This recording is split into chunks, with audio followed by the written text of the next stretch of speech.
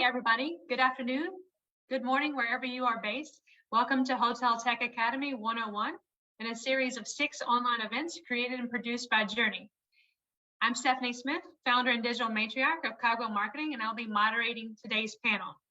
So today's discussion is around direct booking and website tools. Isn't it time we were more direct? Now, let's meet our fellow panelists. Emily, we'll start with you.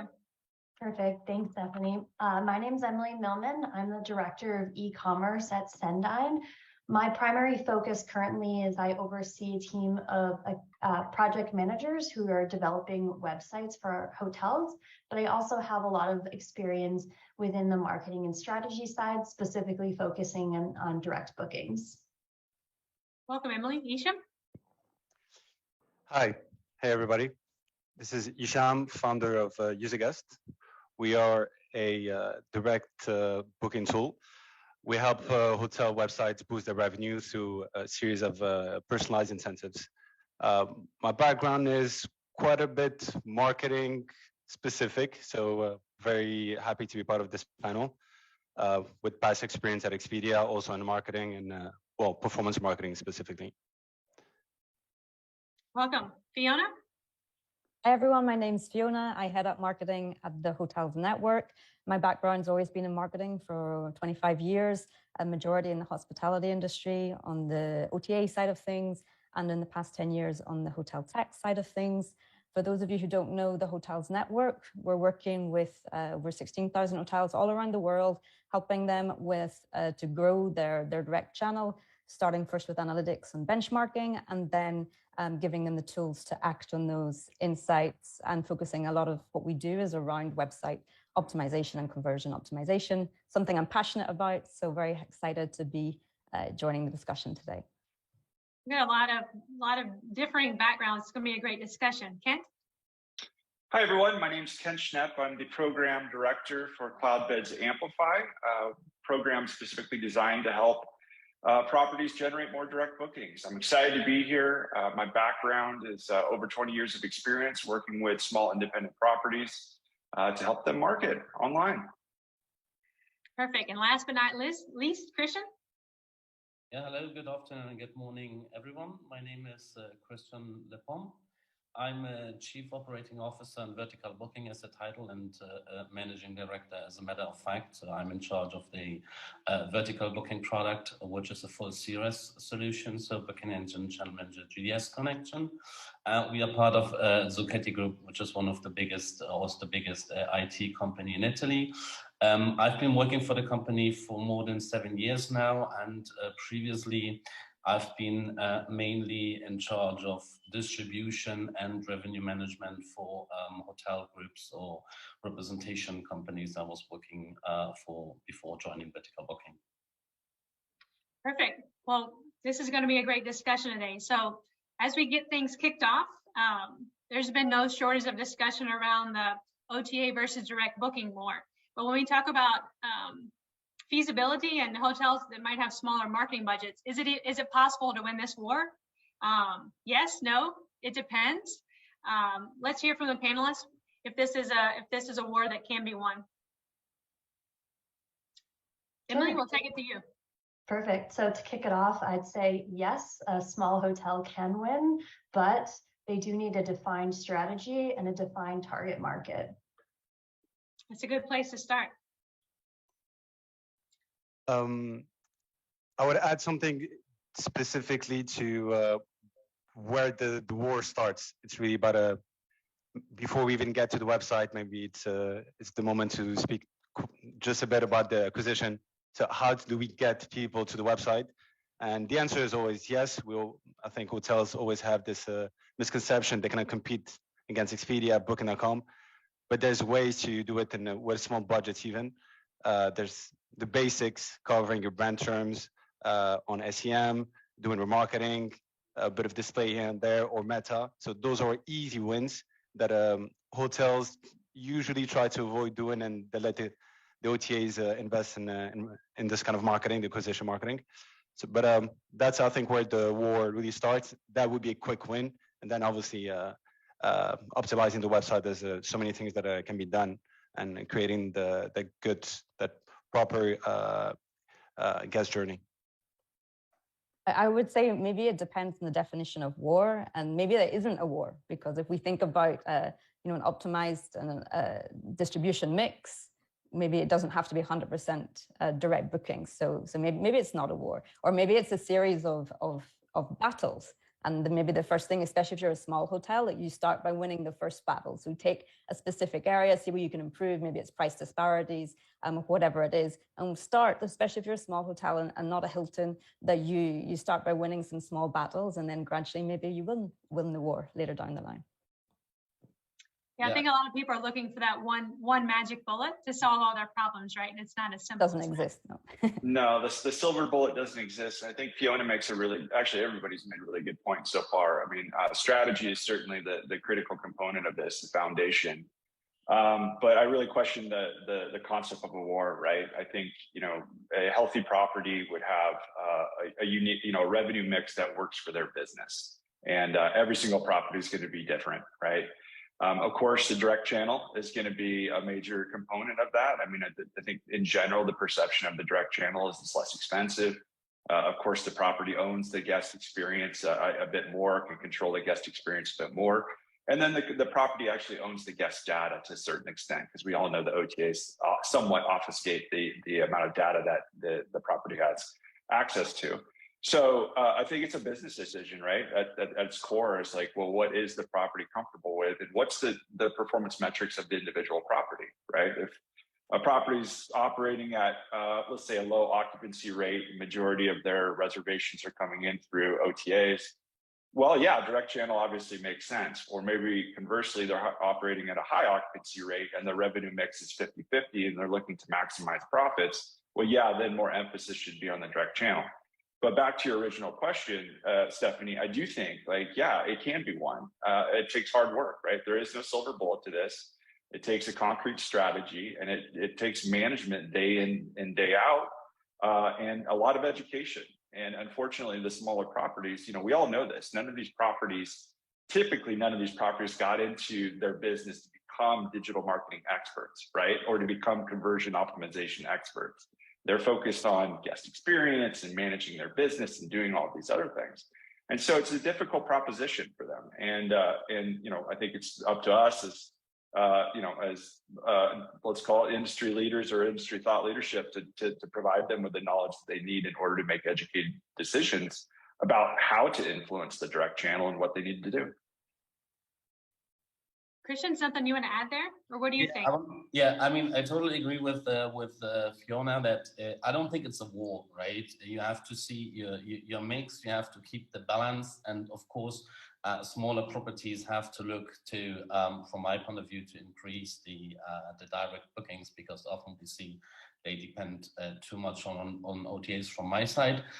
There are two important things. One, Kent mentioned, it's education, because if you look during COVID, I think we have seen a big increase on direct bookings also for smaller properties, because probably the customer behavior changed a little bit. They looked for more detailed information about healthy measures and stuff like that. And my impression is that lots of independent properties, they haven't taken advantage of that. They've lost those clients again because they are not, how can I say, they are not aware of the possibilities that they have to attract direct clients, because it doesn't, how can I say, you don't need to be the biggest expert. There are tools now that can help those independent properties to have what they first of all need is to have the data, to know where to invest, how to invest. And there are, as I said, tools where you don't have to be the biggest expert. You don't have to spend half a day on that kind of activities. So it's education, the properties, we have to make them aware of the fact that they can manage, they can, if it's a war, they can win it, or at least they can win some battle. And then the second thing, as I said, is to have tools, easy access to data, to develop a strategy to see on which markets to invest, where to invest, and so on. Yeah, I think there's some common themes that are kind of coming into play, like looking at your individual hotel, your individual market, and then define what your goals are. What does that revenue mix look like, or channel mix? So what does that look like? Anybody have anything that in terms of goals that they would be setting against channel mix or revenue mix? Just in general? Well, I think at the highest level, right, it's the business decisions. I would assume that most of these properties, and not all of them operate this way, but most want to increase occupancy, increase RevPAR, increase revenue in general, right? And so, you know, taking a hard look at baselining their current metrics is probably the best place to start, right? And it surprises me, like, you know, how many properties we speak with where they really don't fully understand what their channel mix is. They just, you know, they're operating at a different level. It's difficult a lot of times, depending on what systems they're using to really evaluate that and understand what that means in terms of their budgets and in terms of their margins. So I think, you know, for every property, you know, back to the education team, like the first thing is truly take a hard look at it, right? And say, okay, well, what currently exists today?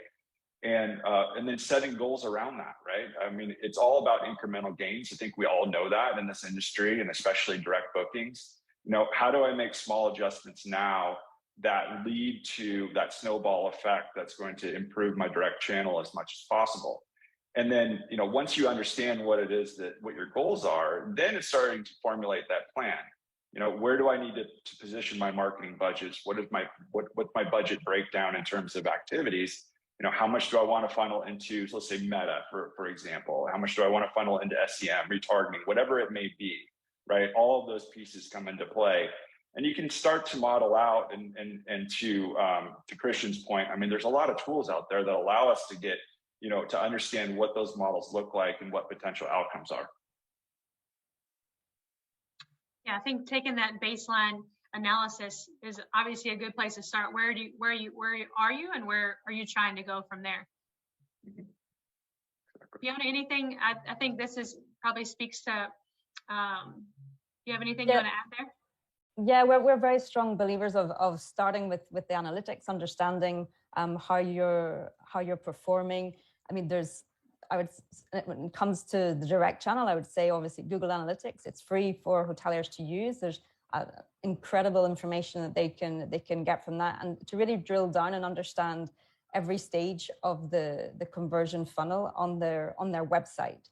And then take it a step further by not looking only at your own performance, but taking it to benchmarking and looking at how your KPIs across all the KPIs specifically related to the direct channel, how you're performing against different comp sets, maybe similar hotels to you in your destination or similar hotels to you here located elsewhere, or a hand-picked comp set or whatever. But you can really drill down to see where the opportunities are for you to improve, where you're underperforming, where there's things, the quick wins. I think Hicham, you mentioned the quick wins of things that you can do to really make a difference to your conversion. Because I'm not only thinking about overall conversion, there's a conversion from your homepage into your booking engine, and then there's a conversion rate within the booking engine. So maybe your booking engine's converting really well, but the issue is that people are landing on your homepage and they're bouncing and they're not actually even getting into the booking engine. So by doing the analytics and by doing the comparison, you can really identify where is the issue, where are you losing the visitors, where are they dropping off, and where do you need to prioritize, where to take action. Yeah, looking at 2 different conversion points, I think is key, because you have to understand where in your funnel you might have something that's broken, and where can tech potentially help with one or additional of those pieces. And also using filters to understand maybe your conversion rate's fine for UK guests arriving on your website, but guests from Germany aren't converting. So, you know, dicing and slicing the data and all the different things to see, instead of looking at overall, because overall metrics in general don't give you a lot of insight. It's only when you drill down into the detail that you can really get value and know where you have to make a change. Yeah, Fiona, and I think to add just understanding that path to purchase, right, within each of those. I mean, we all know that like the path to purchase isn't like a linear process, right? And I think especially smaller properties, like they're always thinking last click, right? That's what their focus is, right? Like, what was the last action that they took that actually generated the conversion or the booking, right? And that's not the reality of it. So understanding like that marketing mix to a better extent, I think, is one piece of it. And then assuming you've worked that out and you have qualified traffic flowing into your website, then there's the other piece of it. Like, how do you actually get those conversions on your website? And what are the things that you can do? And I think that's like an interesting discussion as well. But I don't think you can talk about one without the other. So Hicham, you made a really good point at the beginning. It's like, it's really difficult to talk about the things that you can do with your website and your booking engine without talking about the traffic that's coming to your website and your booking engine first. Yeah, you just said it perfectly. It comes down a lot of the time to, is the traffic qualified or not? Is this user, this specific user does have an intent really to book, or they're just browsing? So coming back to what Fiona just said, there's two different conversion rates that we really need to look at. So, well, whether you call it conversion rate or not, or click-through rate from the website to the booking engine, that's a big portion of, is your website actually made in a way to convince users to move a step further? Or are you really making the right first impression? And how you treat each market differently, each offer working for all markets, or one offer works well for this market and the other one. So I think it's, if you break it down that way and you have all the analytics and you understand really the path, you understand whether your traffic is actually qualified or not, or you're having a huge bounce rate. And so that starts I think the strategy should start from that first. Aligning the website with the booking engine, or the metrics making sense. Am I sending enough traffic from the website to the booking engine? And then you can start looking at really conversion rate optimization at the later stage. Absolutely. Emily, something to add there? I was actually going to make a slightly separate point, but I agree with everything that everyone's saying.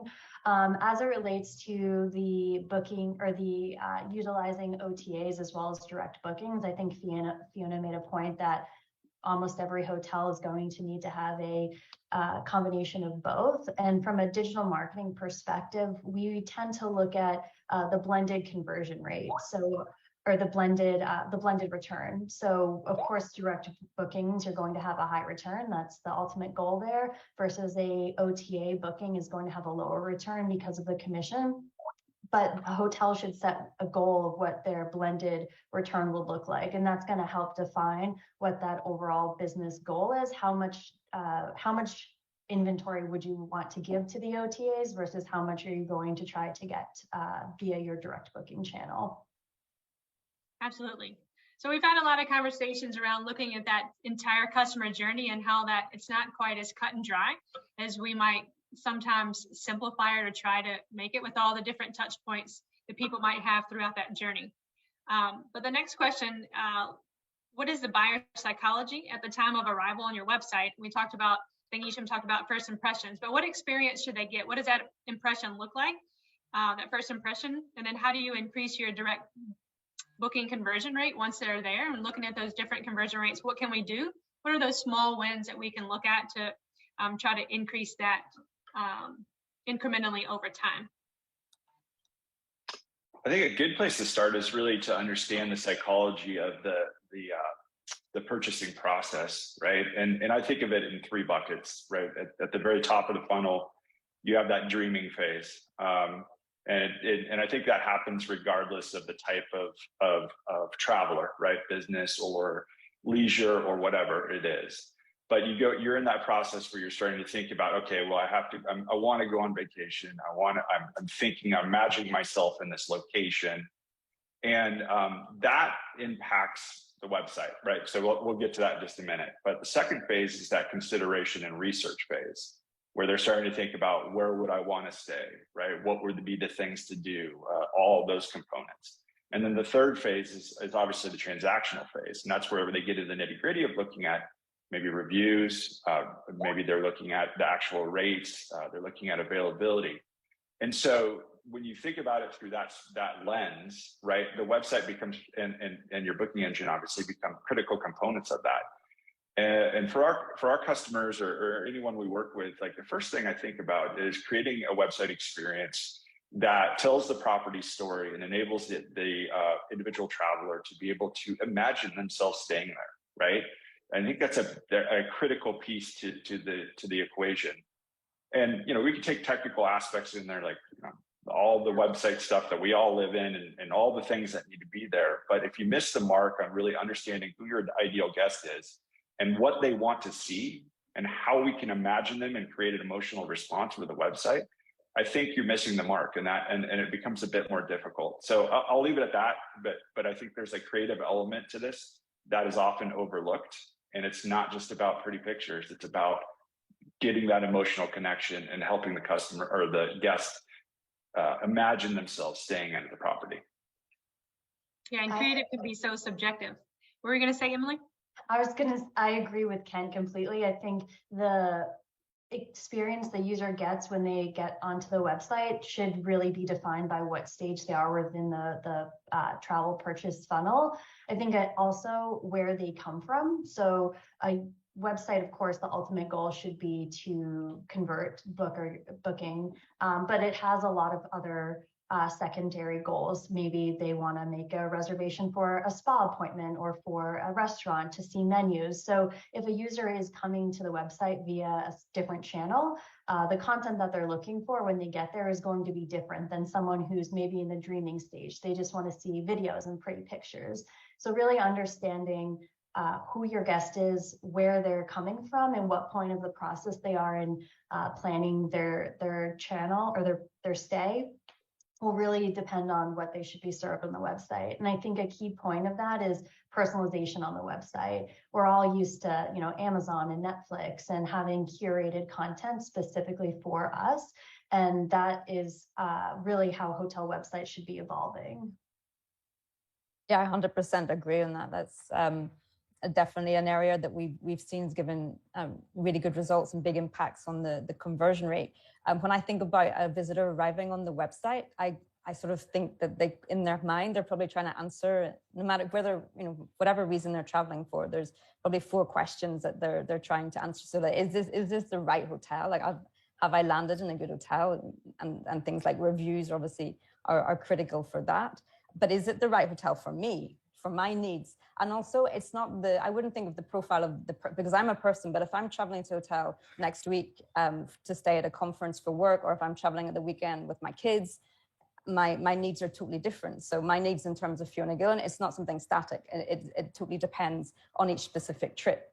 I also think is it the best price? Am I getting good value by booking direct, which is obviously critical for the hotel website to confirm. And then the same as what Kent was saying, it's about trying to imagine what sort of experience am I going to get at the hotel? Is there a spa? Is there a hotel? What is the ambience of the hotel, and what can I really expect from the experience? Because it's all about dreaming. It's exactly as what you were saying, Kent. It's all about part of the holiday. Sometimes is actually more fun booking it and dreaming about what you're going to do and imagining how amazing it's going to be.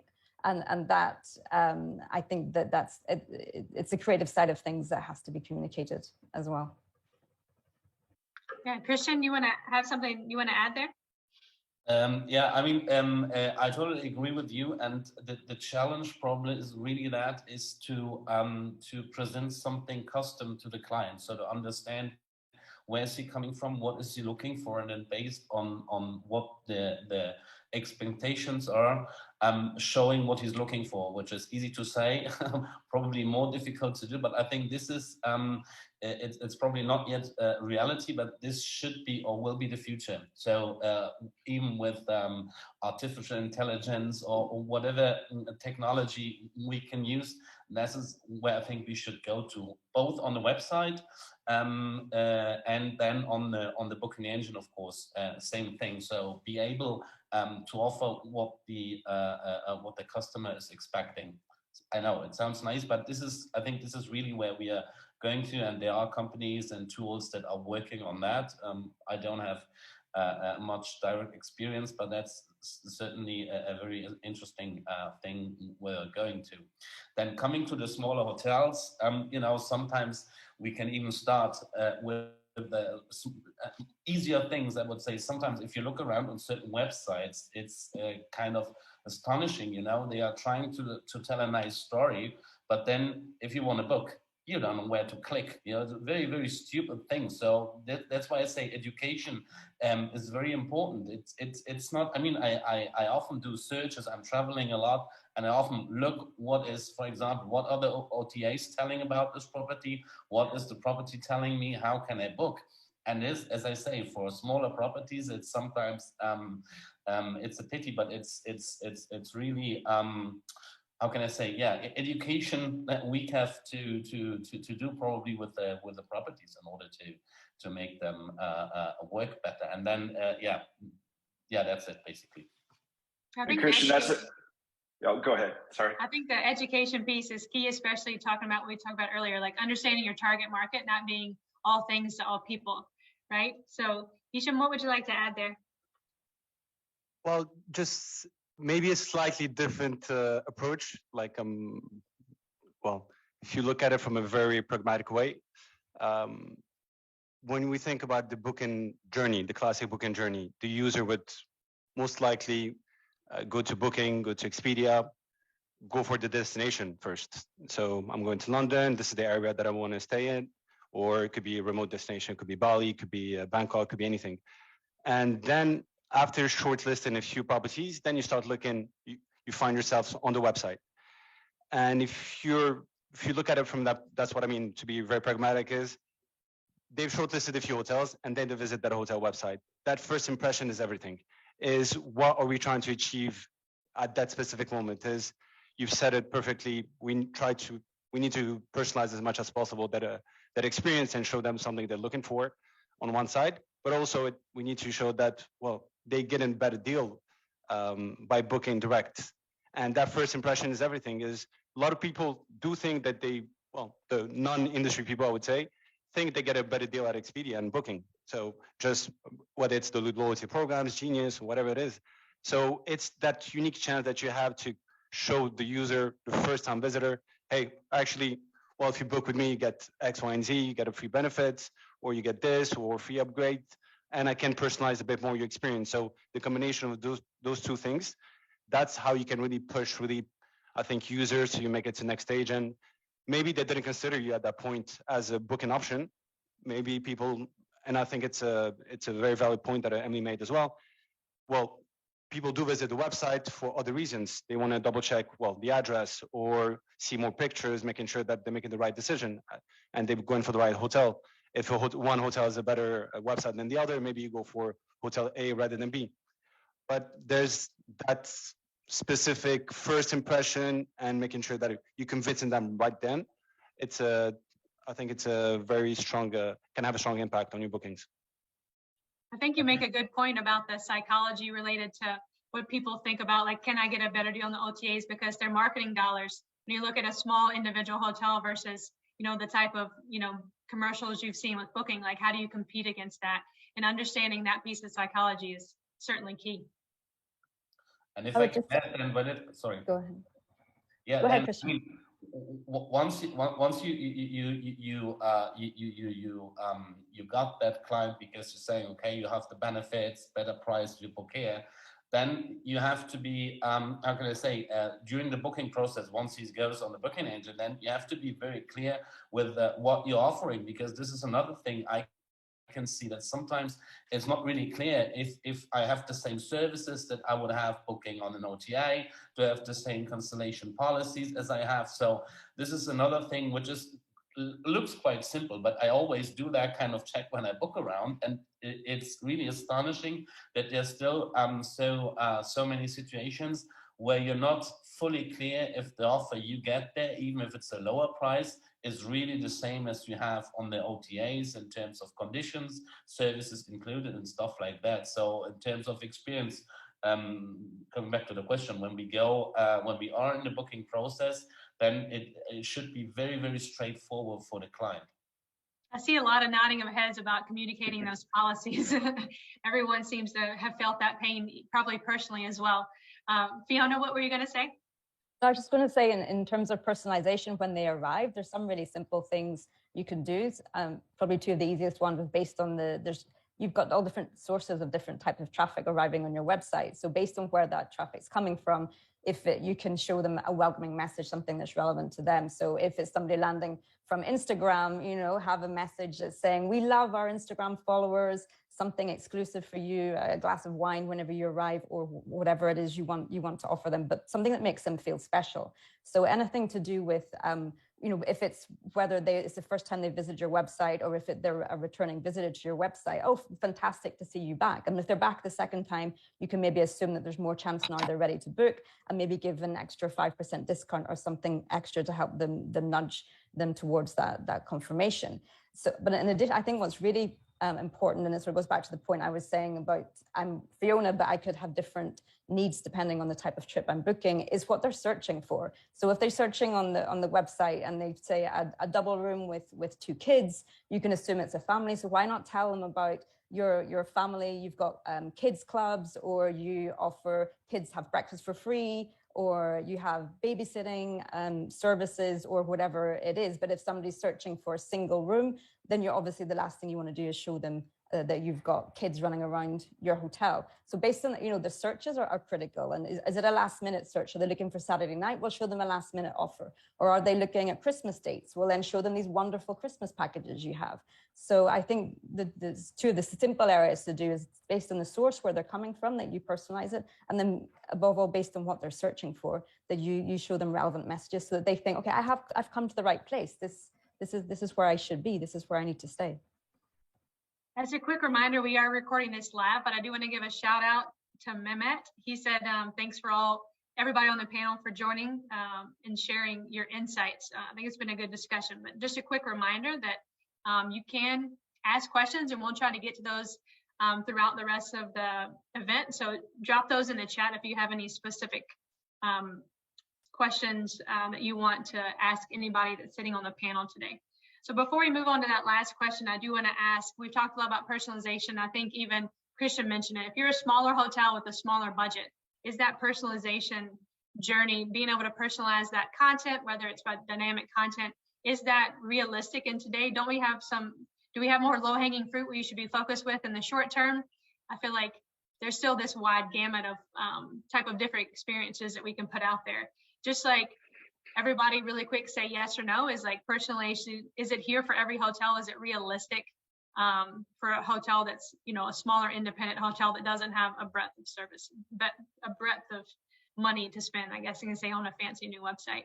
What do you think, Emily? Totally. There's tools today that aren't expensive and offer that. Yeah. Okay, so Fiona says yes. Does anybody else say yes, or? Yeah, definitely. I'm going to say yes. I say yes. I say yes, but again, this comes back to the educational element. Like a lot of these properties don't know what those tools are. And I would say an alternative approach would be to truly understand who your ideal guest personas are. And if you are unable to utilize personalization tools, then a better approach might be to really focus on those ideal guest profiles and cater towards those instead of a shotgun approach, which is anybody and everybody. Do you might have anything that, what's some of the roadblocks to delivering this? Why do you think if it's so easy, why aren't people doing it? Other than education, just not knowing that it's out there. Time. Time. I think the approach of relying a bit more on analytics.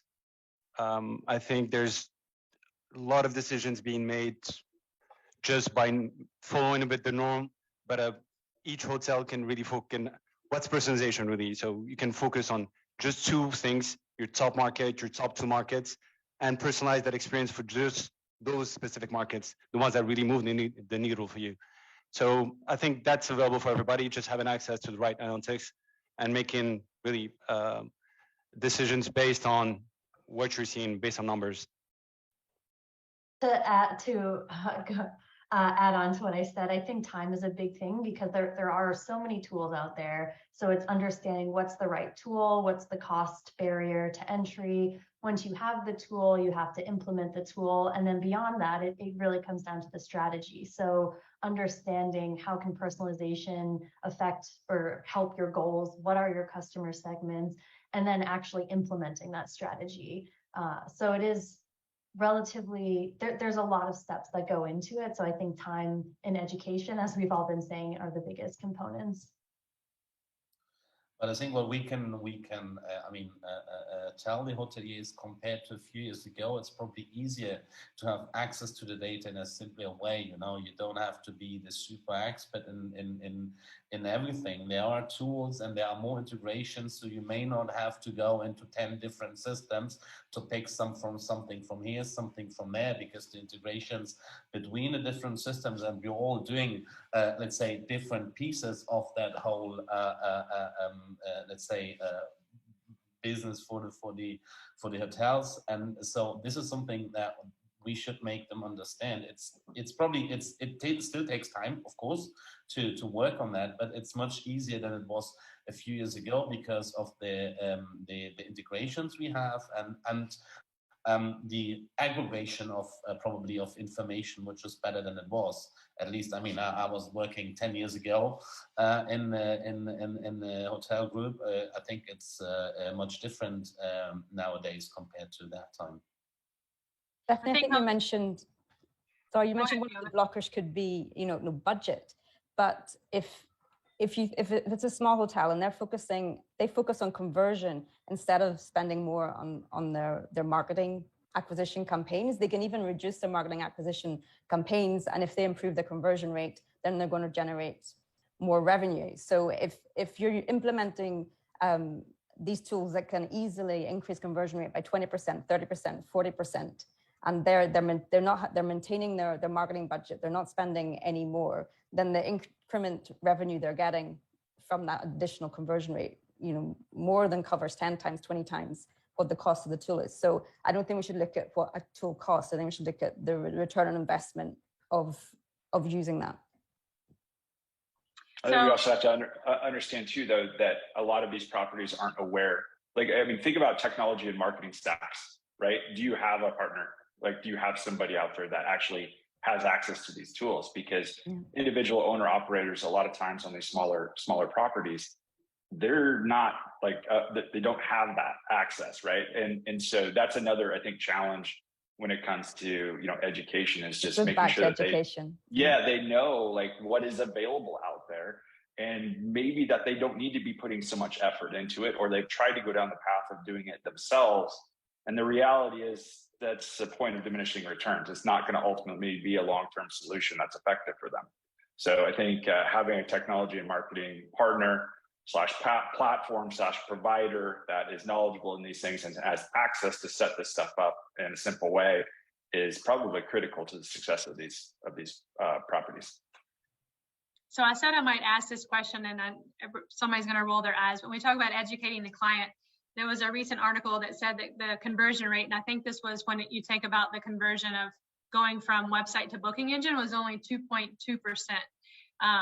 And obviously every market's going to be different. Every hotel is going to have their own number to benchmark from. But why do you think that rate, that figure of 2.2% is so low still? I think that 2.2, it's from those who land on your website to actually make a booking.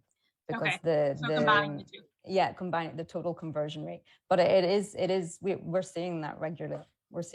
It depends on some of the markets that are more advanced, so have higher, can easily go to 3 and 4%. But this is why I'm saying there's so much potential. There's 98% of the people who arrive on your website, and you've done all your marketing efforts to get them there, and 97% just leave.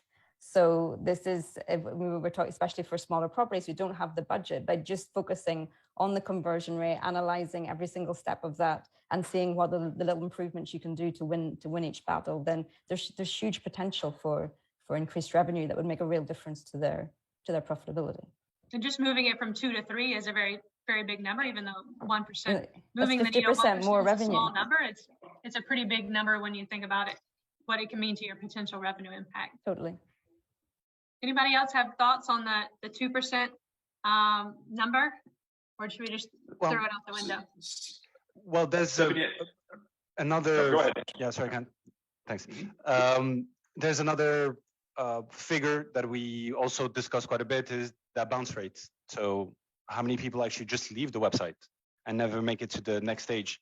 There's different numbers floating around, but they usually go from 80, 85%. So basically 4 out of 5 people never make it to the next stage.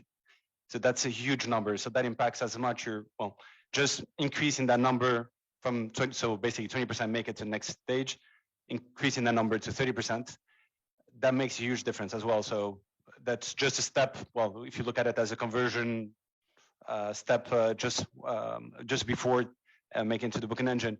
A lot of times hoteliers focus a bit too much on, I need to acquire more, I need to get more demand, I need to get more visitors to the website. But the quick win would be just focus on the conversion rates, or your click-through rate from the website to the booking engines. Yeah. Emily, anything you want to add as it relates to, some of those other data points? Yeah, I think something else to take into consideration is that a hotel website should never be, done per se.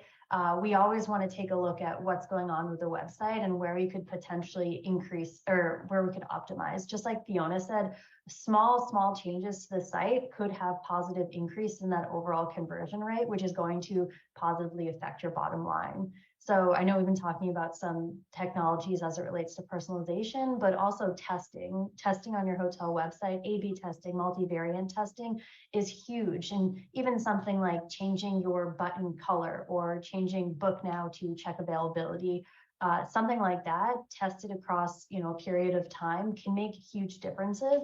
And that is, you're not doing anything different with your marketing strategy. You're not trying to get new guests. You're just trying to make those small changes to convert more of the visitors that are already coming to your website. All right, we're going to move on to the third question. So, hospitality gets a bad rap about being kind of behind the times and having, a very disparate tech stack.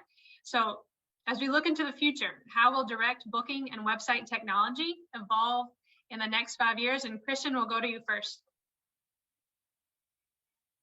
I mean, I already probably anticipated my answer to this question. I think that we are going very much to personalization, custom offers based on where the client is coming from. That may be done with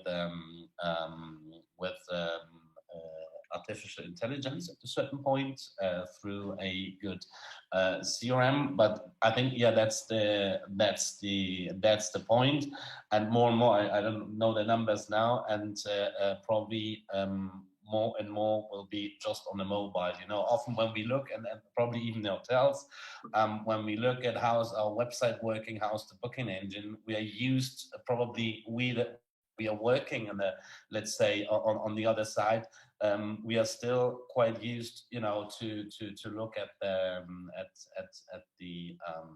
the desktop version, but probably especially younger guests, they probably will never really have one. They do all from their mobile. So that's another point where probably hoteliers will have to have a stronger focus on, and where technology providers need to help them. Absolutely. Who else has some future predictions that they want to share? I can add on that. I also agree personalization is really, it's the way of the future. I think beyond the data that we have right now that can be used in personalization, which is, could be somewhat basic from where the guests are coming from. Have they been to the site before? Are they part of loyalty? The future, I think, is in gathering additional data from multiple sources. So using CRM, using the PMS, using the POS of the restaurant or the spa, gathering data from wherever it lives for a guest and being able to utilize that and utilize that for an overall personalization strategy, I think, is the way of the future. Yeah, how do we get better at personalization versus where we are right now? And I think a key point is understanding your repeat guests. Talking about low-hanging fruit, like what should our conversion rate be for a repeat guest versus a new guest? Like being able to look at the data that way. Stephanie, I'd add one thing. It's all in line with the same theme, but my view of it is that there's a big difference too between the way we look at, there's the website and then there's a booking engine. And a lot of times it's two completely different experiences. And I understand that those two pieces, I mean, they all have the same goal, but one's a transactional element and one's more of a marketing or top, like middle of the funnel sort of element. I think what we'll see over the next 5 years is more of a tighter integration between the two. And what I mean by that 100%, is, that. So it's just one size can't fit all for every single property on the IBEs. And so, even minor things like Emily was mentioning is contextual calls to action, right? And testing those and having multivariant testing on booking widgets and getting them into the IBE in the proper way, and then customizing the booking experience is something that we're sort of just scratching the surface on, I feel like right now. And the closer we get to integrating the website to the booking engine will open up a lot of opportunities for us to conduct real conversion rate optimization and more personalized solutions. So I think that's coming in the next 5 years. Yeah, be more like Amazon. Look at what retail does, and a much more seamless experience from start to finish, right? Absolutely. I think machine learning is key. I sit in the office and I sit beside, we've got a big data scientist team, and they have these huge computers and there's fans because they have to keep them cool so they don't explode.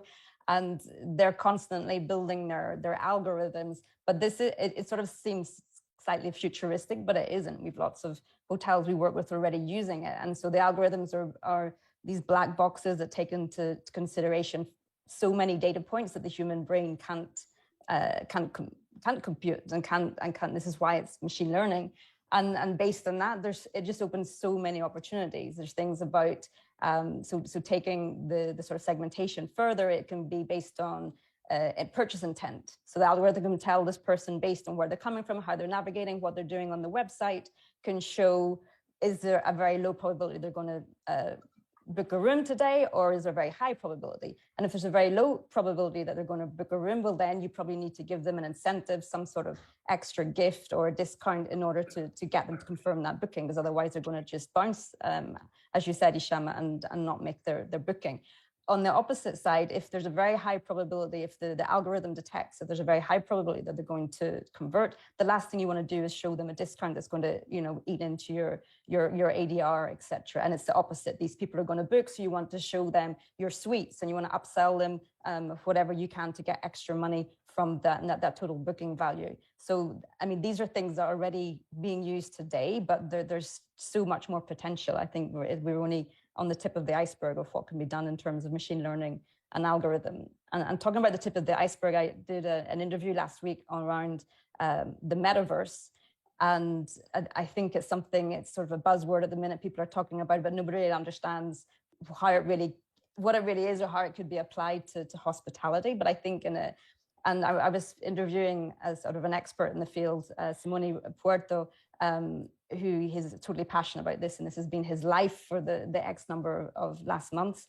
And even he's saying it's not going as fast as everyone thought it was going to be. And the actual reality of what a hotel brand can get from the metaverse today is probably very limited. But there are things, sort of obvious things, that are going to come much more quickly. So instead of having just a photograph that's showing what your hotel room looks like, whatever, you can, with the metaverse, there'll be ways to be able to give a much more immersive experience whenever they're still in the booking stage and before they actually go to the hotel, so that they can much more, it goes back to dreaming and imagining your experience at the hotel. So I think there's areas in the metaverse, there's simple things to do with this immersive experiences so that people can imagine being there before. I think also in the area of events, in the whole MICE area, virtual events, hybrid events, there's something that people are playing around with there. But yeah, we're definitely talking 5 years down the line. I think what he was saying as well is that the infrastructure is not there yet. So we gotta get the foundations right first, right? Yeah, and nothing's connected. Before we can add on to it. Yeah. He actually called it the multiverse, because at the minute he said it's so fragmented. It's actually it's making it really difficult. Yeah, and I don't think it's going to replace it. It's in addition to, right? No. He said it's an extra layer, and it doesn't replace the physical. It's right. Hicham, what were you going to add? I think in terms of technology, just going back, I think to ties everything together. I think, but coming back to Christian's point, integration and between systems and automation, that's probably the the big mindset that has been, change mindset that has happened in the industry. I think before every tool worked in silos and tried to do everything themselves.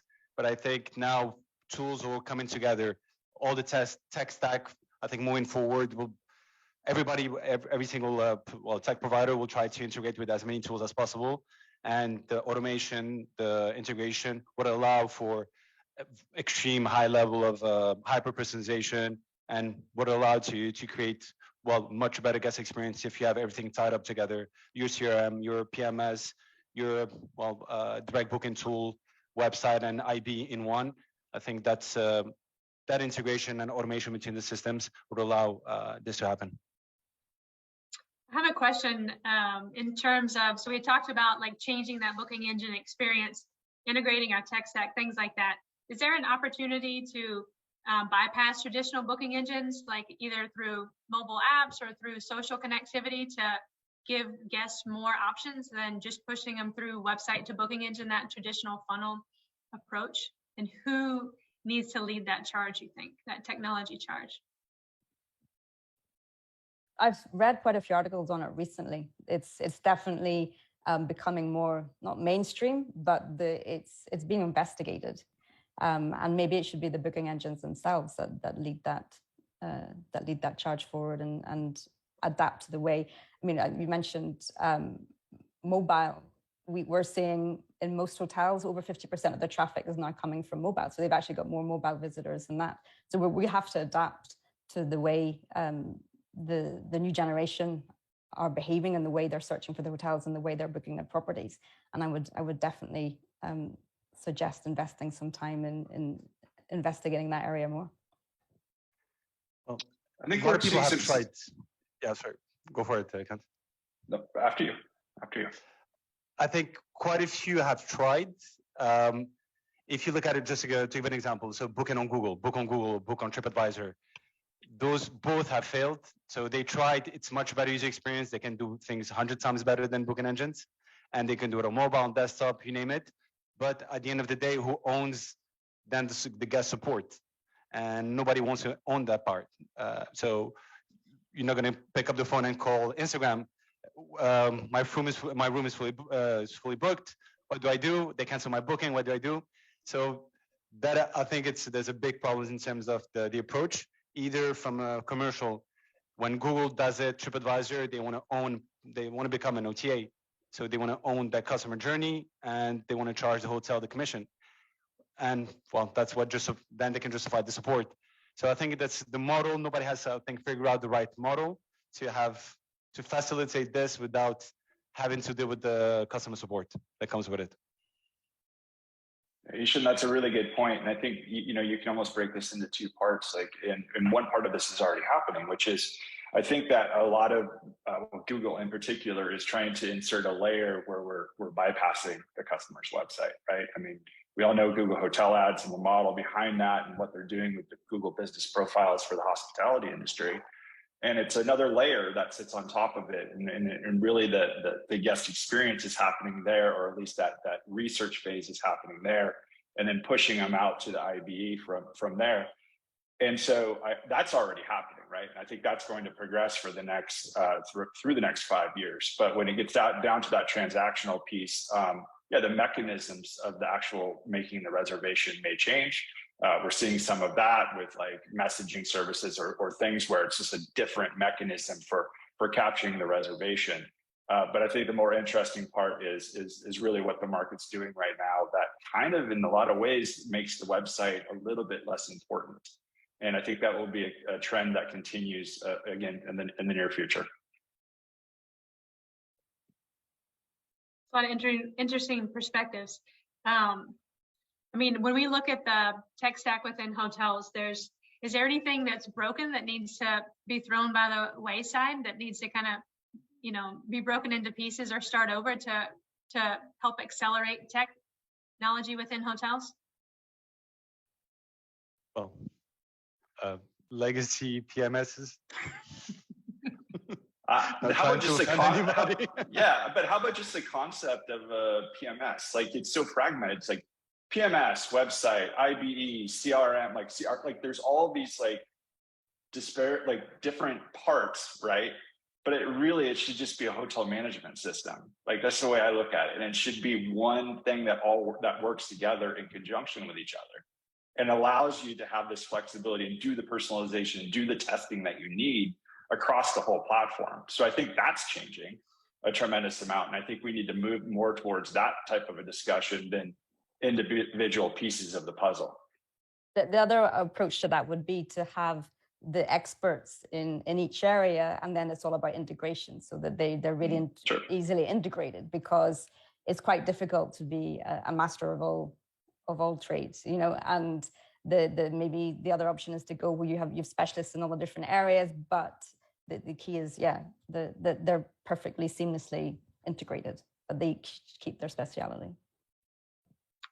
Yeah, I think we're seeing a lot of partnerships in the tech space, so people can kind of cross partner. If you do have experts in one, and you say, okay, I'll integrate with your tech, and then you integrate, and there's that cross, technology partnership piece of it. But to your point, I mean, you have to basically integrate with, what is there? I think I read there were 220 different booking engine options out there right now. So that's kind of mind-blowing. There's more. We're integrated with more than really? That.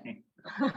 Yeah, we have our list of booking engine integrations, and it's more than that. It's more than oh my God. Yeah, I think it's in the thousands. Yeah. That's mind-blowing. Christian, anything you want to add to that? No, I totally agree. I think it's more about integrations. I mean, everyone is expert in its own field, and since things get, how can I say, more and more complicated, we need to have the expert in each single area. What we have to improve, or what we have been improving already, is really integration. And maybe years ago, everyone was a little bit proud of its own technology, and then we are in certain ways different systems. We are competing in some areas, some situations, and others we can work together. And this is something that I think has changed a little bit over the last years. As I said, years ago, it was, this is my piece, I don't want to share any information, I'm proud of my little piece. Now we are seeing more, or that's what I'm experiencing when I talk to partners, is we are seeing more the common interest in helping common customers or exploring a common interest, even if in some other situations we are competitors. So the integrations have increased due to, I would say, a different mindset compared to the past. I think that's a good call out. In terms of what did COVID either accelerate or change in terms of customer behavior? I mean, I feel like there a lot of things happened that wouldn't have happened, or vice versa, because of COVID. Anything else that you want to highlight, related to COVID and that acceleration of anything that you've seen on the tech side? I think probably they're more keen. Well, we're all vendors here, I guess, but I think it accelerated the interest in tech. Whereas before, you get a lot of answers. We're doing okay. We're fully booked. There's no need to change anything. There's a learning curve that goes with it. I don't want to place any system. So I think the fact that the reset, COVID in a lot of ways caused some kind of reset, and it changed a bit the mindset in terms of their willingness to try different tech and to adopt tech. They see, well, we've still seen the effects of COVID. There's a shortage of labor, and automation will be a big topic moving forward. How you can integrate systems together and create as much automation as possible. And I think that's moving forward. COVID caused a lot of that, so that hotels are thinking, and we need to move towards something that more tech. The system needs to be more reliant on better technology, more agile technology that integrates with different platforms. Yes, that's exactly what I was going to say. I mean, our industry is going through a crisis at the minute in terms of recruitment, and so many of the staff that were furloughed during COVID and then went and found jobs working in Amazon or whatever, we're having an awful difficulty trying to attract them back to our industry because of the unsociable working hours and everything everybody knows. So I do think we've definitely seen hotels more interested in technology because they've got smaller teams, they've got less staff. And so they're trying to avoid people filling in Excels manually and whatever it is, and trying to see how they can use technology to be more efficient and to produce better results with smaller teams. Yeah, I mean, I think that's a theme that we've all heard. And if they were complacent before, maybe that's a good way to put it. Then they're a little bit more. They're kind of more on their toes now. Emily, something you want to add there? Yeah, I think one piece on the technology side is the automation piece of it. So wherever possible within, marketing platforms or CRM platforms to really cope with the lack of time resources or people resources is just continuing the advancement of any sort of automation. That's really going to help on that side. Perfect. So if we look at the original question we talked about, can hotels with smaller budgets win that war? I think obviously having a tech stack, data analysis, understanding the entire customer journey, your target market, all of these kind of go into play, right? So what's the low-hanging fruit that hoteliers should be focusing on? If you had to do one thing, make sure you're doing one thing right today, what would each one of you say is the one thing that they need to get right first before you walk before you run type mentality? I think one of it's going back to something old, but it's still critical, is the price parity and making sure that if you've, a lot of people, it's a billboard effect. People use, especially if you're a small hotel, they need the bookings and Expedia to actually be on the radar of a potential place for a visitor to stay. But if then they go to check out your hotel website, then you have to make sure that they realize that, exactly as you said, the perception often is that they think they're going to get it cheaper elsewhere. So one of the very basic things and where you can have a quick win and make a big difference is to make sure that you have your price disparities under control, that you've got analytics, that you've got reporting, and that you have price comparison on your website that's clearly showing the advantages of booking direct, and that they're not going to find it cheaper elsewhere. One thing. Anybody else have one thing, Emily? Understanding your audience, your guest, I think is critical. We've talked about you can't be all things to everyone. So starting out with who are you really trying to attract and to go after them? As a marketer, I like that one. Kent, anything? What about you? Having your foundational elements. I mean, that is it. And that's what we covered. And I know that's really easy to say at a high level, but having the basics and having your strategy in place, and every strategy should consist of a crawl, walk, run scenario. And so many of these small properties are not even at the crawl stage at this point. So foundational elements, website, IDE, making sure you're testing, making sure you have analytics, making sure you have all the pieces that your strategy entails. Like that is missing in a lot of these properties. And so, and it goes just in line with Emily's comment, understanding your ideal guest. So get your own house in order, right? And then yes, understand where you are, build the baseline, and then set goals to that's right. improve that. Absolutely. Christian, the one thing?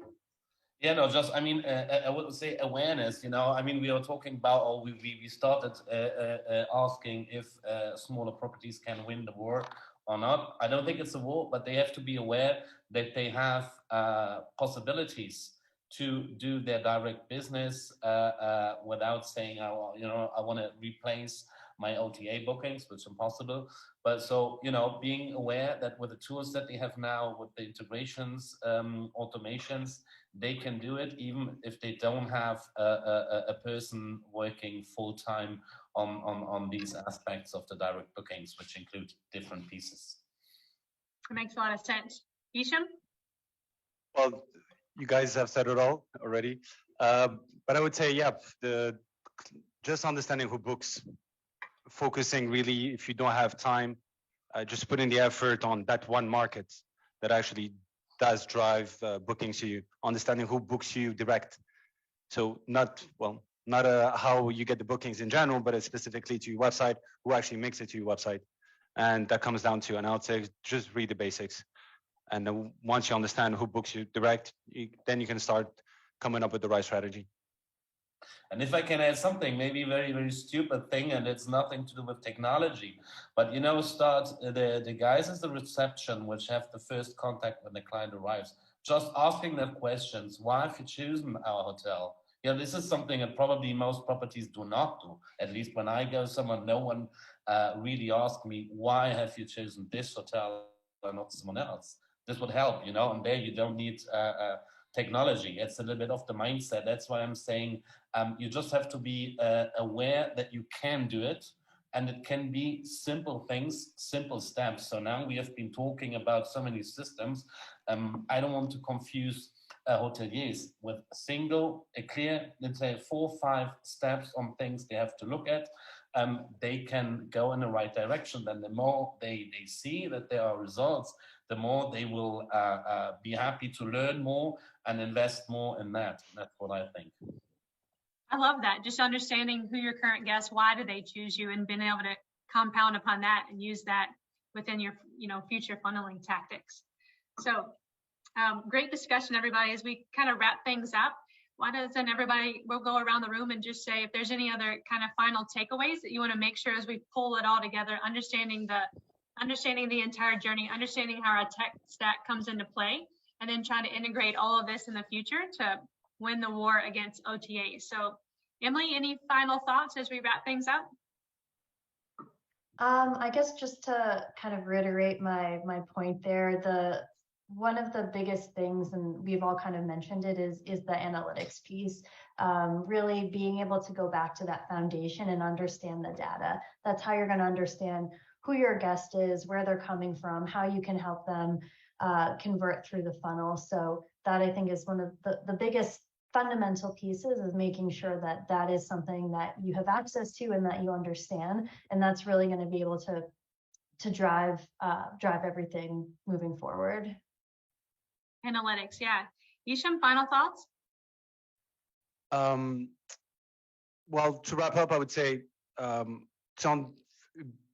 hoteliers, it's good for them to understand that you do have one chance to make a good impression, and you can convince users that booking direct is the best option for them. So better deal, better price, better offer, free upgrade, whatever it is. And you'll have traffic on your website, you'll have visitors, you'll have that chance to convince them and try to make the best out of it. Fiona? I would go back to the sort of 97% of the visitors to your website leave without booking. So just think there is huge potential there. And I agree with Emily. I would start with analytics, understanding what's the situation in your funnel, where you're losing people, where are the opportunities, and then step by step, as little steps, take little steps, and try to fix all the areas where you're letting people escape, and reduce that 97 or 98% in some cases to reduce it down, and that will have a huge impact on your profitability. Incrementality, right? Yeah. Ken? Just start. That's my only advice. Just start with something. And if you do have the analytics data, that is the best place to start. And don't have paralysis, because there are so many options out there. Look for the low-hanging fruit and just start, because that will get them on the path to learning more about what they should be doing and what their strategy should ultimately be. I think there is a paralysis piece of it, because people are afraid, if I use this tech stack, then I can't change it. It's too hard once I integrate it, right? And that plug and play model that we probably should strive for from a tech stack standpoint makes people probably sleep better at night. Christian? Yeah, what can I say? I would say kiss, keep it simple and stupid for both sides, for the hotels themselves, so they don't have to start doing things. When we talk about A/B testing and put the button left, right, they would say, who should I ask for doing that? My webmaster, what can I do?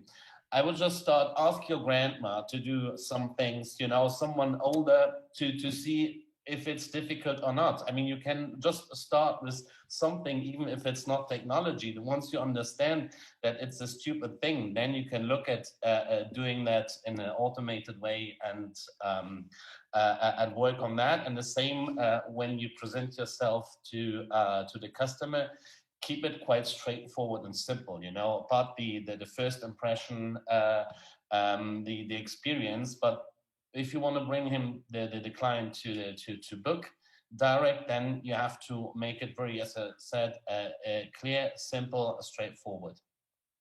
I would say ask your grandma, but also ask your kids, because they're going to give you totally different perspective than what, so you can really understand the spectrum depending on your I hate target my market. grad one because I don't have kids, but of course, yeah. Or those recent college grads at work. So thanks everybody for watching. Thank you for Journey for helping put on this direct booking and website tools conversation.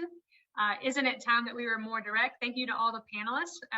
My name is Stephanie Smith with Cogwheel Marketing, and thanks for joining.